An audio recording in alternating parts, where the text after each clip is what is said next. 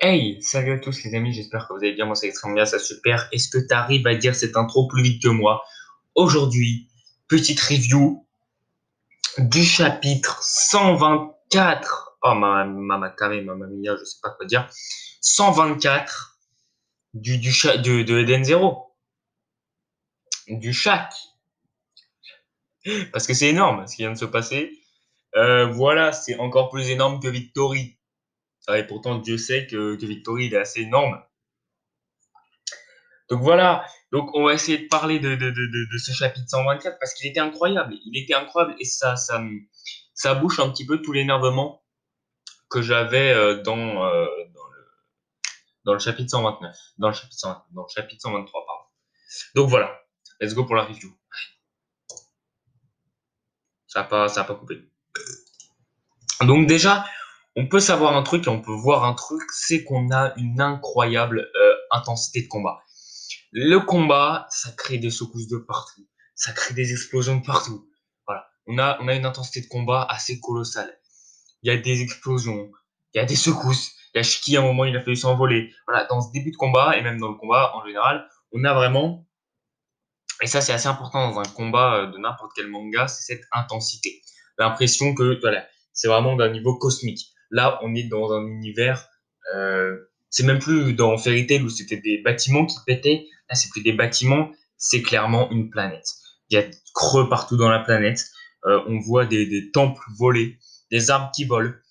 Voilà, il y a ça sent la destruction et c'est ça qu'il faut voir, c'est qu'on est vraiment dans un univers très vaste avec Eden Zero, beaucoup plus vaste que dans Fairy Tail où on était sur une seule planète et voilà, et encore même dans un seul continent, là on est sur 7 cosmos. Donc c'est normal qu'il y ait des pouvoirs totalement cosmiques à travers tout le cosmos et là on voit ça et c'est très important et c'est très intéressant et Machima l'a très bien représenté, même si c'est pas niveau Galactus ou je sais pas quoi, on est bien d'accord, mais c'est sur des très très hauts niveaux. Moi, ce que j'avais vraiment assez impressionné, enfin, ce qui m'avait assez impressionné dans les pouvoirs qui rendaient assez incroyable, c'était le pouvoir de Victory notamment, où capable de devenir gigantesque comme ça et de tout détruire.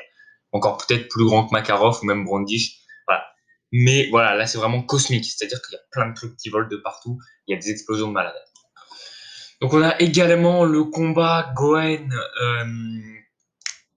et l'autre, là, je sais plus comment il s'appelle, enfin bref, les sbires d'Erzi face aux sbires Victory et Creed, donc qui sont les sbires de Justice. Donc, je l'avais prédit, je l'avais dit dans la vidéo, je l'avais dit dans la vidéo Wise et Armit, et je l'avais peut-être même dit dans la review du chapitre 123, mais je l'avais dit, bon, c'est pas réellement une théorie, donc ça a compté comme une demi-théorie, donc on va dire que j'ai réalisé 9,5 théories. On va dire ça comme ça. Parce que voilà, parce que je suis un seigneur. Je suis un grand seigneur, donc je vous laisse dire que c'est pas réellement une théorie et que c'est une demi-théorie, entre guillemets. Donc, j'ai pas réalisé 4 théories, mais j'en ai réalisé 9,5. Moi, ça me va. Ça agrandit toujours mon palmarès. Voilà. Donc, on a le combat. Bon, on a comment, le, comment ça s'appelle? On a le combat, comment dire? Armit, le combat des sbires et leur pouvoir donc de Goen et de l'autre là, les sbires d'Erzi, c'est le feu et la glace, donc comme Natsu et Grey, voilà. À la limite, encore une fois, vous allez me dire oui, mais t'as gueulé pour Justice, donc là tu dois gueuler pour eux. Non, encore une fois, si je gueulais pour Justice, c'est pas forcément parce qu'ils avaient le même pouvoir que dans Fairy Tail, mais c'est parce que notamment il avait le même pouvoir que Gérald, mais le même chara-design que Gérald, et en plus le même pouvoir qu'Erza. Donc voilà, là ils n'ont ni le même chara-design ils n'ont pas le même chara-design que Natsu Grey, et ils n'ont pas le même pouvoir qu'un autre personnage de Eden Zero. Donc ça me dérange pas spécialement. Voilà, si je veux dire dans combien de mangas il y a le pouvoir du feu et de la glace, ou le pouvoir de l'eau et de la glace, voilà. Enfin de l'eau et du feu. Voilà, dans plein de mangas, on est d'accord. Donc ça me gêne pas, voilà. En soi, ça me gêne pas. Et ils ont l'air à peu près de même force. Ils ont l'air à peu près de même force. Je dirais que Victory est le plus fort des quatre, parce qu'en vrai, Creed, il est pas fort. Il est pas fort du tout, Creed. Et on peut imaginer que Victory va pouvoir résister à Goen et l'autre, à lui tout seul contre deux, quoi. Donc voilà. Donc je pense que Victory est le plus fort et un peu en dessous, c'est Goen et l'autre. Voilà. D'ailleurs les gars, au passage, si je peux me permettre, on ne sait pas pourquoi ils suivent Erzi. Voilà, on ne sait pas pourquoi ils sont amis avec Erzi, on ne sait pas pourquoi ils sont la famille d'Erzi, l'équipage d'Erzi. Pourquoi, excusez-moi, pourquoi ils ont envie de suivre Erzi? Pourquoi ils sont avec Erzi? Pourquoi est-ce qu'ils adhèrent aux idéaux de Erzi? On ne sait pas réellement. On ne sait pas réellement et c'est ça il va falloir qu'on sache. Il va falloir que Machima essaye de nous expliquer. C'est-à-dire que, voilà, on sait que par exemple, on a on a Omura qui suit Shiki parce que elle voulait retrouver son maître. On a Wise qui suivait Shiki parce que bon voilà, il avait rien d'autre à faire et donc voilà. On a Rebecca qui suit Shiki parce qu'à la base c'est elle qui l'a emmené au cosmos et elle veut trouver Mother. Voilà, on sait pourquoi quasiment tous les personnages de Denzero, on sait pourquoi ils sont dans les Denzero et pourquoi ils suivent Shiki. Mais là on sait pas. Et ce serait très intéressant, pardon, de savoir pourquoi les deux sbires de Sister, là, les deux sbires de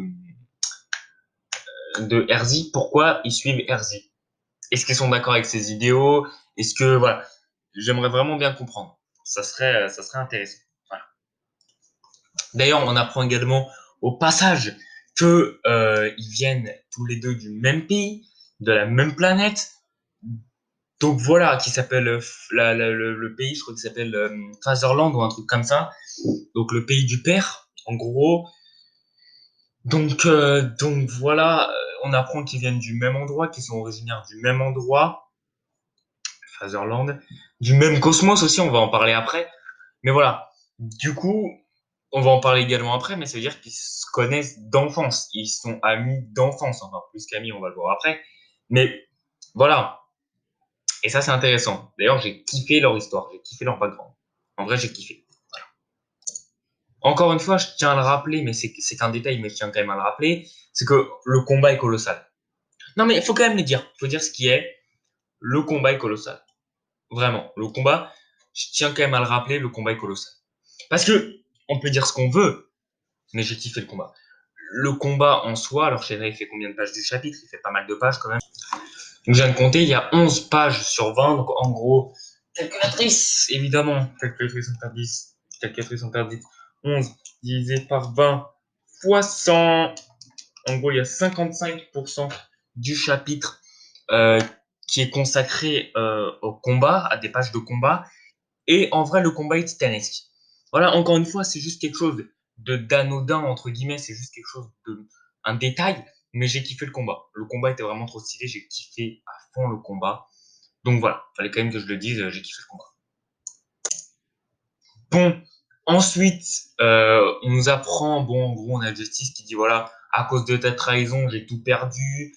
Euh, voilà, on a un petit peu de Justice qui est en mode, voilà, à cause de toi, j'ai tout perdu, etc., etc. Il dit, à cause de ta trahison de merde, là, j'ai tout perdu.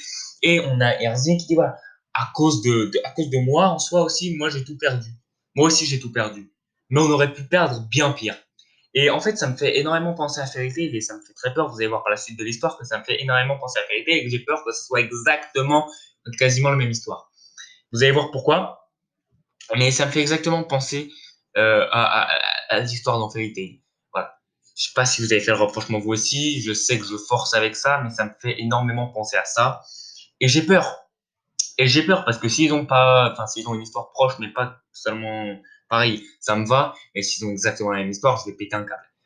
Je pense que vous aussi, d'ailleurs, derrière votre écran, quand vous allez lire le chapitre de l'histoire, si jamais ils ont exactement la même histoire que dans Fairy Tail, vous allez péter un câble. Donc, ça me fait peur. En vrai, ça me fait peur parce que j'ai hâte d'avoir leur histoire, etc., etc. Aucun problème, mais j'ai peur. J'ai peur. Voilà, je suis réticent. J'ai peur. On apprend également autre chose. On apprend qu'ils viennent du cosmos KD. Si je ne me trompe pas, c'est pas ça le nom du cosmos. Ils viennent du cosmos KD et que du coup, voilà, le cosmos aurait clairement pu être détruit. Qu'ils auraient pu perdre bien pire, encore une fois, je vous l'ai dit. Donc, ils viennent du même cosmos, donc un autre cosmos. Donc, le premier cosmos qu'on a découvert, c'est Cosmos Sakura, puis Cosmos Aoi, puis Cosmos Kaede. Donc, j'imagine que le prochain cosmos dans lequel on va aller, c'est Cosmos Kaede. Mais ce que je veux dire, c'est que voilà, ça me fait énormément penser à Fairy Tail, c'est-à-dire qu'ils viennent de la même planète. Là, pour de Fairy Tail, ils viennent du même village, Rosemary, tout ça, là. Donc, donc voilà. Après, cette histoire de voilà, pour moi, le cosmos aurait pu être détruit, etc., pour moi, c'est pas anodin. Pour moi, il y a un général sans couronne, j'allais dire, mais il y a un des six généraux galactiques démoniaques qui est là-dessous. Pour moi, voilà, il y a un des six généraux galactiques démoniaques, c'est quasiment sûr, qui est là-dessous, en train de préparer son plan bien foireux.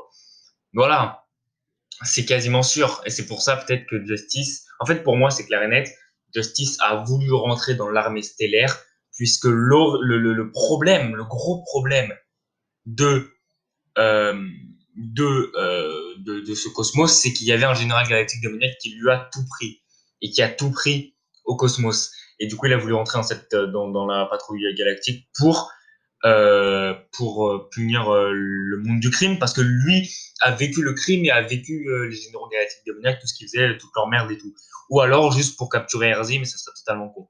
Mais voilà, j'aimerais beaucoup que ça soit le cas. Tu vois, Justice, il est rentré dans le gouvernement cosmique parce que il a été euh, torsionné, ça se dit pas, mais il a été tyrannisé par un général galactique démoniaque. Et il veut se venger. Voilà.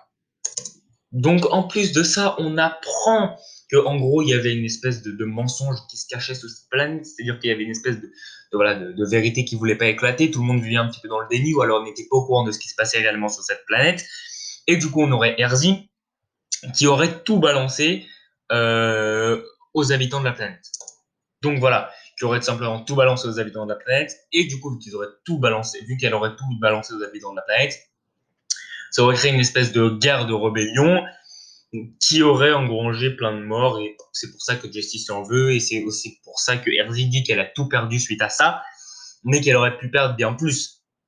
Donc je trouve ça également extrêmement intéressant, c'est-à-dire que voilà, Erzi, en gros, voilà, elle était pris entre deux trucs, soit créer une guerre civile, ce qui est pas amusant du tout, une guerre civile, on est bien d'accord, créer une guerre civile, mais sauver le cosmos, ou se taire et rester en paix, mais le cosmos sera détruit. Donc, je trouve ça très très intéressant. En plus, une de mes théories s'est encore réalisée. Je vous retrouverai le passage, mais dans ma review du chapitre 104, il me semble, je vous retrouverai le passage, hein, parce que voilà, pour la prochaine review, normalement, je vous dirai quand est-ce que c'est, mais dans ma review du chapitre 104, il me semble que j'avais dit que Hergé était probablement une rescapée de guerre. Voilà, je l'avais dit rapidement. Voilà, je l'avais dit. Donc une de mes théories vient de se réaliser en plus. Donc en vrai, c'est pas 9,5 de mes théories qui sont réalisées, mais 10,5. Donc je crois que je l'avais dit, faudrait que je revoie la review du chapitre 104, mais je vous dirai à la prochaine review si c'est validé ou pas. Voilà. Mais je crois que je l'avais dit. Et aussi également, j'ai beaucoup aimé le passage flashback. Voilà, le passage flashback que j'ai trouvé très intéressant également, parce que voilà, on a ce moment euh, où on voit que depuis le début, Justice et Erzi, ils avaient quelque chose. Justice et Erzi, ils s'aiment, tu vois, mais Justice, il en veut quand même à mort à Erzi. Mais pourtant, ils s'aiment parce que tu vois que voilà, ils étaient promus à un mariage. Alors, pas un mariage d'amour, mais un mariage de pouvoir. C'est-à-dire que là, c'était pour unir les royaumes, un petit peu comme ils faisaient au Moyen-Âge, par exemple. C'était un mariage pour pouvoir unir les royaumes et faire une alliance, et qu'il n'y ait pas de guerre entre deux, tu vois. C'est un peu comme quand tu avais un prince qui se mariait avec une princesse pour pouvoir voilà, unifier les royaumes. Là, c'est exactement pareil. C'est un mariage un petit peu forcé, même totalement forcé, pour unifier les royaumes et pour qu'il y ait la paix entre deux royaumes. Et même pour créer des alliances si jamais il y a guerre, tu vois. Donc, là, c'est pareil et c'est très intéressant. C'est très intéressant parce que bah, tu vois que voilà, ils étaient promus à quelque chose et finalement, bah non. Finalement, ce sont des ennemis à mort. Voilà. Après, ensuite, on a cette scène. Cette scène, quand je l'ai vue, bah, j'allais crever. J'ai failli crever parce que quelle scène, on a la scène du baiser suicide, double kill, qui était incroyable, voilà. La scène du baiser suicide, oh my god.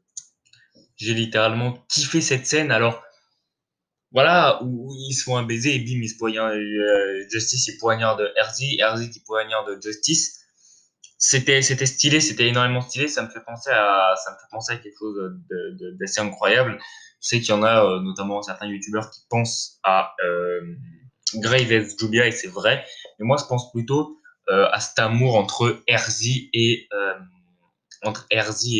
comment ça s'appelle, entre Erzi et Aileen. Où t'as Aileen qui voilà qui se poignarde littéralement dans le bide, dans le flanc du ventre. Donc voilà. Donc voilà, très très bonne fin de chapitre. Bon, on voit qu'ils s'en veulent quand même à mort. Euh, Ensuite, on a un mec qui est probablement Xénolite, qui parle à Shiki. Enfin bon, très très très bonne fin de chapitre. Sur ce, moi, je vais kiffer. N'hésitez pas à me dire votre avis. À plus.